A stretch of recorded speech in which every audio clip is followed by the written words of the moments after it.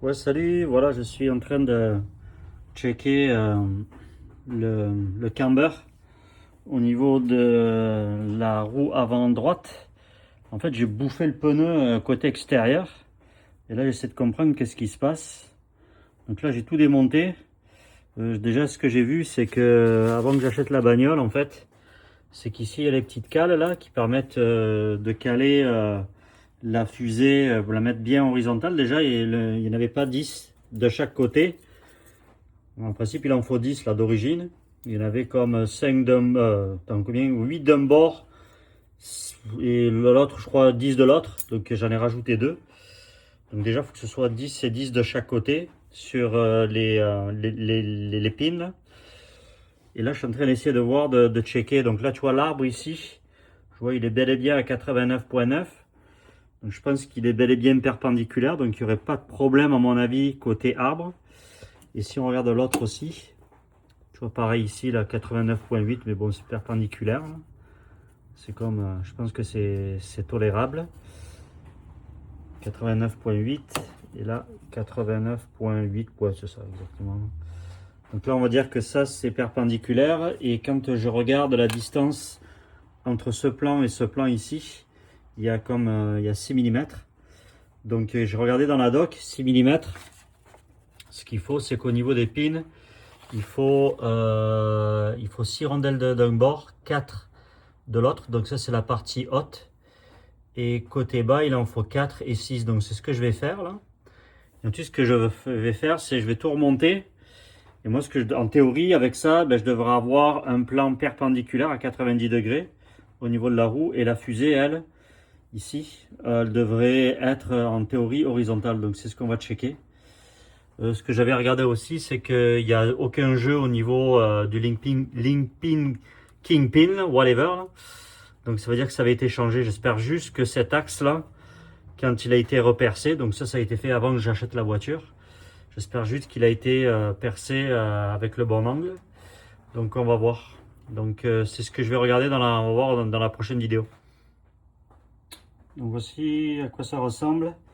Donc là ici j'ai mis les pins ici. Donc il y a 6 rondelles d'un bord, 4 de l'autre. Et là l'autre côté c'est l'inverse, il y en a 4 ici et 6 de ce bord là. Donc, juste pour voir, c'est la même chose que les Volkswagen en fait. C'est que ce sont des petites cales qui font 5 dixièmes d'épaisseur, comme ça. Donc ça se met là.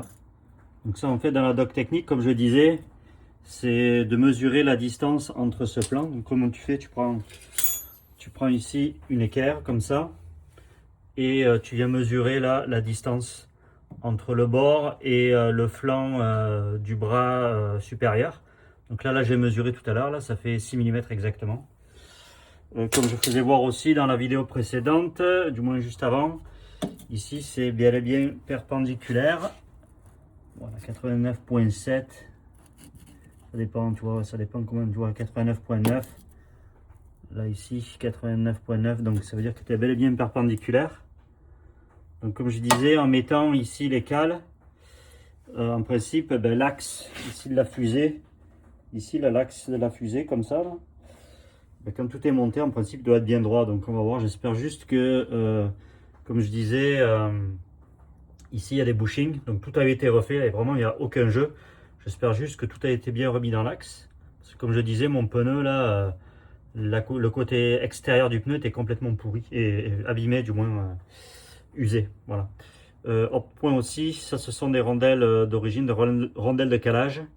Donc en fait, avant de remettre ici celle-là, là, du moins de petites rondelles, il y a comme un cache-poussière, voilà, rondelle cache-poussière, et on peut voir, il y a un petit groove ici. Et ce groove là vient rentrer ici comme ça. Hop. Donc, ça se met comme ça. Donc ça, quand tu remontes les trucs, faut bien que ce soit calé là. Au moins ça bouge plus. Voilà.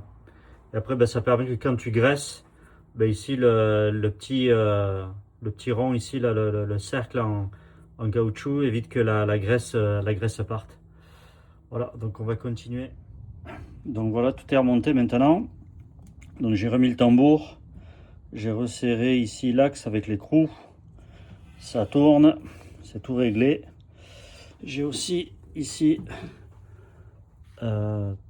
bien régressé ici les kingpins. Donc tout est bien remonté. Donc ici tu vis avec une clé de 17.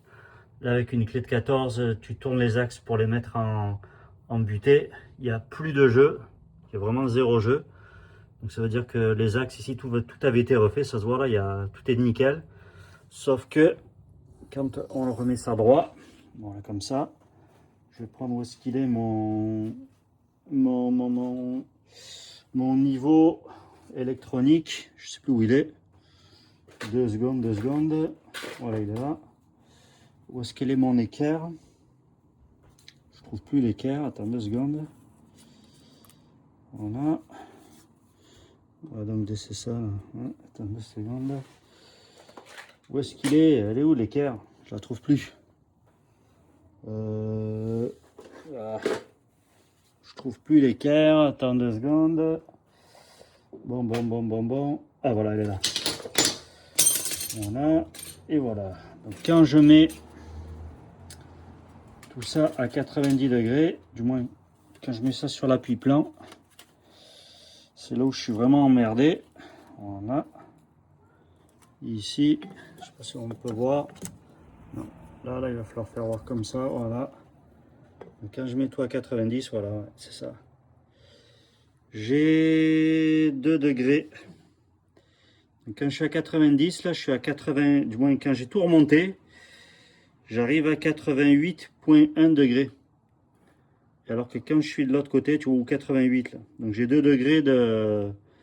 Je suis offset de 2 degrés. C'est-à-dire que j'ai un camber qui est positif de 2 degrés. Donc là, ce que je vais faire, je vais remonter la jante, je vais la mettre en charge.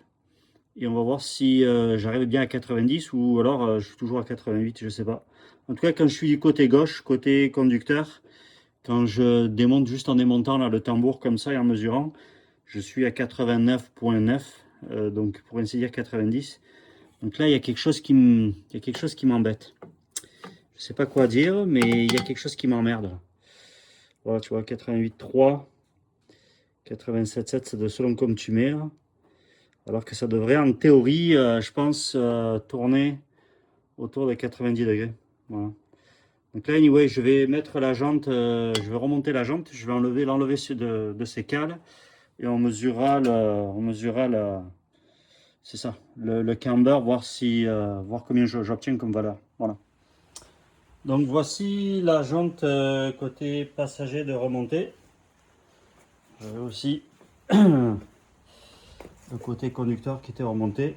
J'ai aussi vérifié que l'écrou, du moins c'est ça le gros écrou là, pour tenir la roue, soit bel et bien bien vissé, mais c'était bon. Donc là on va tester. On va retester comme ça. Hop. On va voir. Bordel. C'est trop bon de tenir ça à une main. On va essayer de faire ça bien. Mais en gros, voilà. Donc là je mets la jante. Et tu vois, voilà, c'est à 88. Voilà, remarque. En fait, j'ai rien dit. 88,9. 89,7. Selon comment on s'y prend. Attends. Ouais. Écoute. 80. Oh le bordel. 88,5. Donc là, je suis vraiment sur la jante. Tu vois, je suis à 88,5.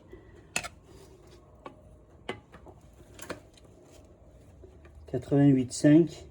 88,7. Voilà. Ça dépend comment on se met. C'est pas. Tu vois, 88,5, 88,6. Bon. Ouais, c'est bon. Ouais, tu vois, c'est ça. On est autour de 88,5. 88,5, 88,6. Donc on va de l'autre côté. Comme ça. On va le tourner. Oh, le bordel. Tout faire d'une main, c'est le bordel. Et là, on va voir combien c'est.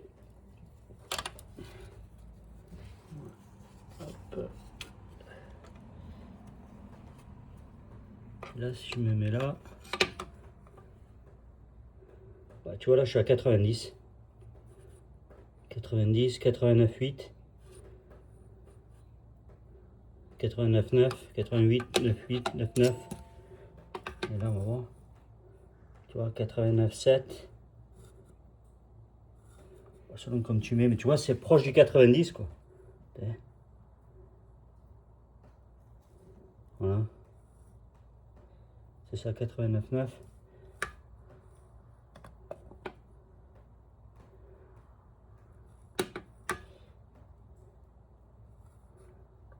Ça, c'est approximatif. Il faudrait que je le fasse contrôler par un système au laser là, professionnel. Mais tu vois, ce que je veux dire par là, c'est que dans la méthode empirique, voilà, le côté passe à conducteur. Le côté conducteur est bel et bien à taux de 90, ce qui fait que le pneu n'est pas usé du anyway. Mais quand je suis côté passager, c'est ça là, je suis dans les 88,5, donc il y avait en fait j'ai un carrossage positif autour de 1,5 degré. Mais ceci étant dit, tu vois, quand j'ai mis les, parce que comme je disais, c'est que quand j'ai contrôlé les link pins, il manquait des rondelles d'écartement. En principe, il en faut 10 d'un bord, 10 de l'autre. Et d'un bord, il y en avait 10, l'autre bord, je crois qu'il y en avait 8 ou 7. Donc, pas bon, quoi. Donc, à mon avis, le carrossage était pire avant. Donc, je vais faire anyway un essai comme ça. De toute façon, le pneu est un peu là, il va falloir que je le change. Je suis au témoin, là, malheureusement. Donc, je vais finir la saison comme ça. Mais je verrai si ça va empire ou pas. Voilà, mais il va falloir que je regarde pourquoi ici j'ai un carrossage positif alors que j'ai mis, c'est ça, tout l'empilage de cale comme il fallait, comme à l'origine, comme indiqué dans la doc, d'atelier. Voilà, donc s'il y en a un là qui a des idées à me partager, mais moi je pense que c'est peut-être soit le bushing quand ils ont été refaits, qu'ils ont mal été refaits, qu'il y a eu comme un décalage. Ou soit c'est peut-être l'axe ici qui a été tordu, ou peut-être un des bras. Il arrive aussi que les bras d'amortisseur, ça se peut aussi qu'avec le temps, là, ils aient pris un shoot et qu'ils soient légèrement faussés. Ceci dit, je n'ai pas l'impression parce que j'ai vu, ils avaient l'air d'être perpendiculaires. Donc voilà, à suivre, on va voir.